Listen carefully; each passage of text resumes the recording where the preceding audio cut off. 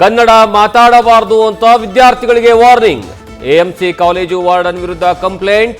ಬನ್ನೇರುಘಟ್ಟ ಪೊಲೀಸರಿಂದ ಅರೆಸ್ಟ್. ಇನ್ನೆರಡು ವಾರಗಳಲ್ಲಿ ಕನ್ನಡ ರಾಜ್ಯೋತ್ಸವ ಮಾಡಲು ಕಾಲೇಜು ಆಡಳಿತ ಮಂಡಳಿ ನಿರ್ಧಾರ.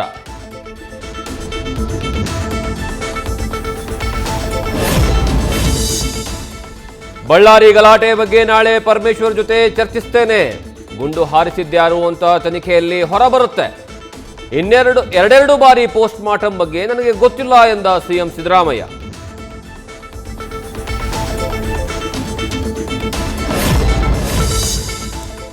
ಉಸ್ತುವಾರಿ ಸಚಿವರ ಎದುರೇ ಎಂಎಲ್ಸಿ ಎಂಎಲ್ಎ ಮಧ್ಯೆ ಗಲಾಟೆ.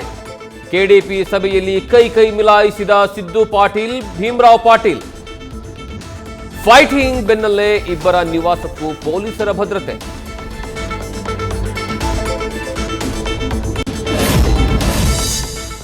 ಉಡುಪಿಯಲ್ಲಿ ರಸ್ತೆ ದಾಟುವ ಧಾವಂತದಲ್ಲಿ ಕಾರಿಗೆ ಗುದ್ದಿದ ಕಾಡು ಕೋಣ. ಅದೃಷ್ಟವಶಾತ್ ಕಾರಿನಲ್ಲಿದ್ದವರು ಕೂದಲೆಳೆ ಅಂತರದಲ್ಲಿ ಪಾರು. ಕಾರಿನ ಡ್ಯಾಶ್ ಕ್ಯಾಮೆರಾದಲ್ಲಿ ಭಯಾನಕ ದೃಶ್ಯ ಸೆರೆ.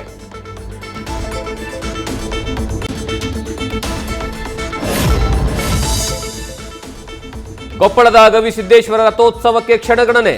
6 ಲಕ್ಷಕ್ಕೂ ಹೆಚ್ಚು ಜನರು ಆಗಮಿಸುವಂತಹ ನಿರೀಕ್ಷೆ.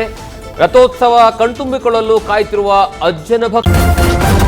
ನ್ಯೂಸ್ ಫಸ್ಟ್ ನಿರ್ಭೀತಿಯಿಂದ ನಿಮ್ಮ ಪರವಾಗಿ.